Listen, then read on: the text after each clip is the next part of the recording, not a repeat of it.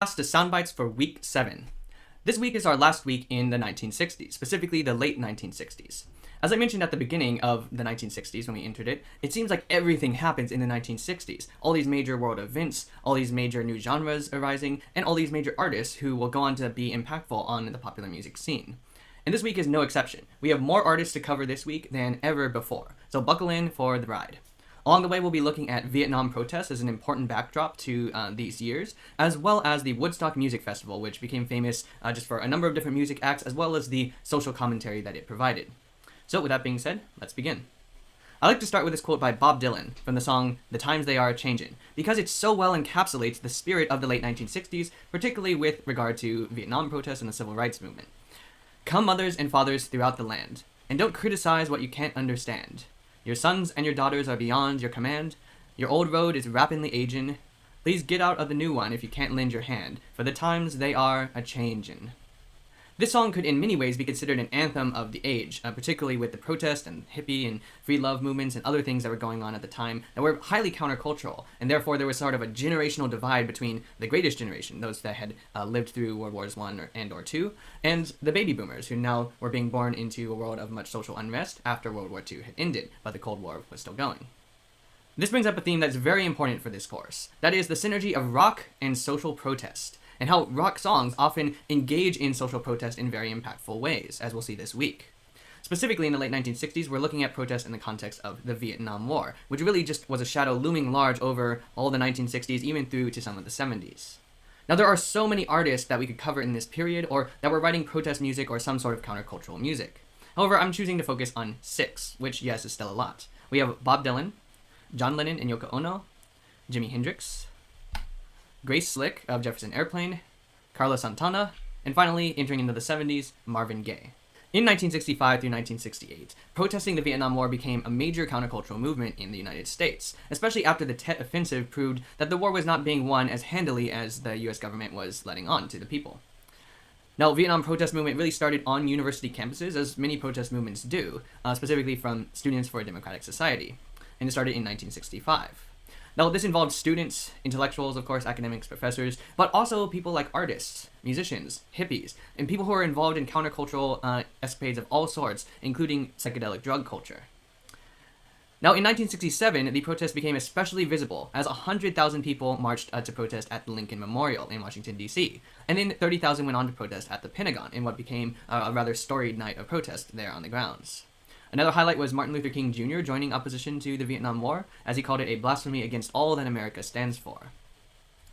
Now, as we'll see, the Vietnam War's protest activities inspired countless hit songs, especially in the folk music genre.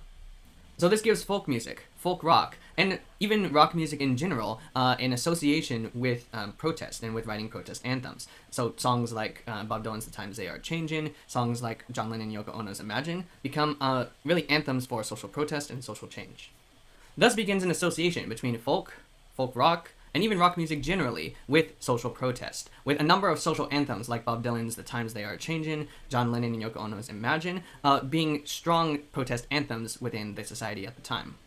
In 1973, the Paris Peace Agreement brought an end to the Vietnam War. However, the protests against it continued the entire time, from 1965 through 1973. This left nearly a decade of material from an artistic perspective, especially from rock music, creating songs of protest against the Vietnam War, and in artistic disciplines and social movements of all types. Now let's set up our first artist of the week, Bob Dylan. And I'm going to go pretty quickly through these because we do have 6 artists to cover, after all. In the 1950s to the 1960s, there was a folk music revival in the United States. Now, folk music had somewhat of a bad rap because of being investigated by Senator Joseph McCarthy as part of the Committee on Un-American Activities. You might know this committee is the one that is basically going on witch hunts to find communists in various sectors, and folk music was one of the areas that they were looking at. However, this folk music revival was largely in part due to the Kingston Trio, an artist of an ensemble of singers and acoustic instrumental players, and their single Tom Dooley made folk popular again. Now, the Kingston Trio's sound emphasized the voice, like natural-sounding voice, acoustic instruments, so not electric guitar or things that are plugged in, not drum set that is very loud, but just a more stripped-back, simpler acoustic style. And it emphasized storytelling, the role of music to be able to tell a story, as Tom Dooley does, and overall simplicity in terms of other musical parameters, like chord progressions or rhythm. Now, the folk music singer Robert Zimmerman, who became known as Bob Dylan, moved to Greenwich Village in New York and became quite popular there. And his songs, such as The Times They Are Changing, showed that social issues could be tackled head-on through music and through song. However, there was an event in 1965 at the Newport Folk Festival. So Dylan was there as one of the headline singers, but to the surprise of many, he plugged in an electric guitar and began playing his set. This generated the fusion that came to be known as folk rock, that is, taking elements of folk music but combining it with electric guitar and other band instruments that are more typical of rock music. So for those attending, either to their horror or delight, many fans were cheering and wanting him to play more of his songs on electric guitar or even cover the Beatles songs. And then other folk artists such as Pete Seeger were running away with their ears plugged or trying to take refuge in their cars to escape the electric sound. So to many, this is often portrayed as a big turn in Bob Dylan's direction as he went electric. However, if you pay attention to Bob Dylan's main influences, you'll see that they include many 50s rock and roll artists, such as Bo Diddley, B.B. King, Little Richard, and especially Chuck Berry. Bob Dylan's poignant, poetic lyrics and his electric guitar playing that was influenced by blues is in a lot of ways very reminiscent of Chuck Berry. Later in life, Bob Dylan converted to Christianity in 1978 in a rather visible way.